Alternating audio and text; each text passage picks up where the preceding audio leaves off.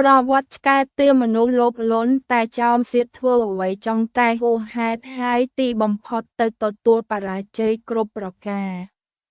រឿងនេះជាធម្មតាមានគេស្គាល់ច្រើនដែរតែមានអ្នកខ្លះអាចភ្លេចដោយអន្លើហើយអ្នកខ្លះទៀតអាចមិនដែលស្គាល់ផង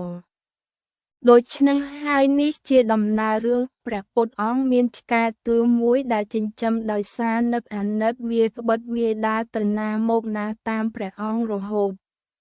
ថ្ងៃមួយព្រះអង្គមានបន្ទូលទៅឆ្កែនោះថាបើឯងចង់បានពរអ្វីមួយចូលឯងសុំមកចុះអញនឹងឲ្យតាមបំណងឆ្កែនោះវាអួតអាងលោភលន់ខ្លាំងណាស់វាតែងរត់ប្រណាំងជាមួយព្រះអាទិត្យដោយគិតខំធ្វើមកតិចឲ្យរត់បានដល់ជើងមេឃមុនព្រះអាទិត្យលិចតែពុំដែលបានដូចចិត្តឡើយរូបលេខ1លុះលឺម្ចាស់ថាដូច្នោះវាឆ្លើយភ្លាមថាទូលព្រះបង្គំសូមកើតទៅជាព្រះអាទិត្យព្រះពុទ្ធអង្គក៏ប្រទានពរនោះឯឆ្កែតឿក៏កើតទៅជាព្រះអាទិត្យភ្លាមមែនដោយសារចរិតឆ្កែអួតអាងលោភលន់ដូចនិយាយមកហើយព្រះអាទិត្យនោះជះកម្ដៅឲ្យក្តៅក្រហាយសពដីរៀបនឹងឆេះតែមានពពកយ៉ាងខ្មៅក្រាស់មកបាំងកាំរស្មីទាំងនោះដើម្បីឲ្យព្រះពោធិសត្វាបានរួចខ្លួនរូបលេខ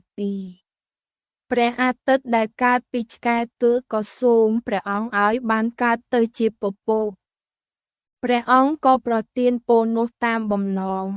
ប៉ុន្តែពពកដែលទើបនឹងកើតនោះត្រូវខ្យល់បោកបក់មករសិតរាយប៉ៃទៅឆ្ងាយអស់រលីងហើយទុច្ចចិត្តពុនប្រមាណក៏សូមព្រះអង្គឲ្យបានកើតជាខ្យល់ព្រះអង្គក៏នៅតែអាណិតហើយបំពេញបំណងឲ្យវាទៀតលុះคล้ายទៅជាខ្យល់ហើយវាខំបបោកបង្កើតព្យុះធ្វើឲ្យអ្វីលើដីរបាក់របាញ់ហិនហោចមានតែទួលដំបូកមួយនៅជាប់នឹងដីប៉ុណ្ណោះដែលនៅរងមាំធម្មតារូបលេខ3ខ្យល់ព្យុះក៏ទៅសុំព្រះអង្គឲ្យคล้ายខ្លួនទៅជាដំបូកឯព្រះអង្គក៏ឲ្យវាកើតដូច្នោះតាមប្រាថ្នាទៀតពេលមួយនោះមានក្របីឡើងកមួយរមាស់ស្នែងខ្លាំងណាស់មកពីទីណាមិនដឹងក៏វាត់ស្នែងលើដំបូកនោះខ្ទេចខ្ទីអស់លើកនេះព្រះពុទ្ធអង្គពុំចាំបាច់ឲ្យវាមកសុំទាន់ទេគឺធ្វើឲ្យវាคล้ายជាក្របីមួយរំពេចក្របីនេះប្រឹងជំទិតខ្លួនហើយរត់ពាសកាត់ដេញវត្តគេឯងគ្រប់គ្នាមិនរើសមុខតែមិនបានប៉ុន្មានក៏មានពូមួយមកតាក់ខ្លួនជាប់រលែងរួចរូបលេខ4ព្រះពុទ្ធអង្គមិនអស់អាណិតវាទេគឺធ្វើឲ្យក្របីកំណើតឆ្កែតឿនោះកើតទៅជាពូតាមសំណូមពរវាពូនោះធំជាប់មាំណាស់យកទៅចងសត្វប៉ុណ្ណាក៏តែងជាប់ដូចជាពេលមួយនោះចងដំរីសាមួយជាប់រើមិនរួចស្រាប់តែមានឆ្កែតឿមួយមិនដឹងជាមកពីណា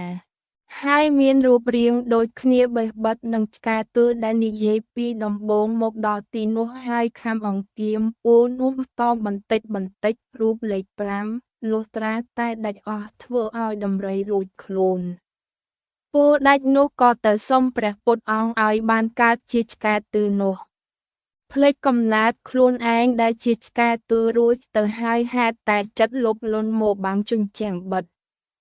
វាក៏ទៅជាឆ្កែតឿដូច្នោះរហូតត្បិតក្រោយមកសុំអ្វីទៀតក៏ព្រះពុទ្ធអង្គជាម្ចាស់លែងប្រទានព្រោះបានមួយជុំដល់ដើមទីវិញទៅហើយមកនៅក្នុងស្ថានភាពដដែលដូចមុនមិនបានទៅណានេះហើយដែលហៅថាមាយាទឆ្កែតឿបរិយាស័ទ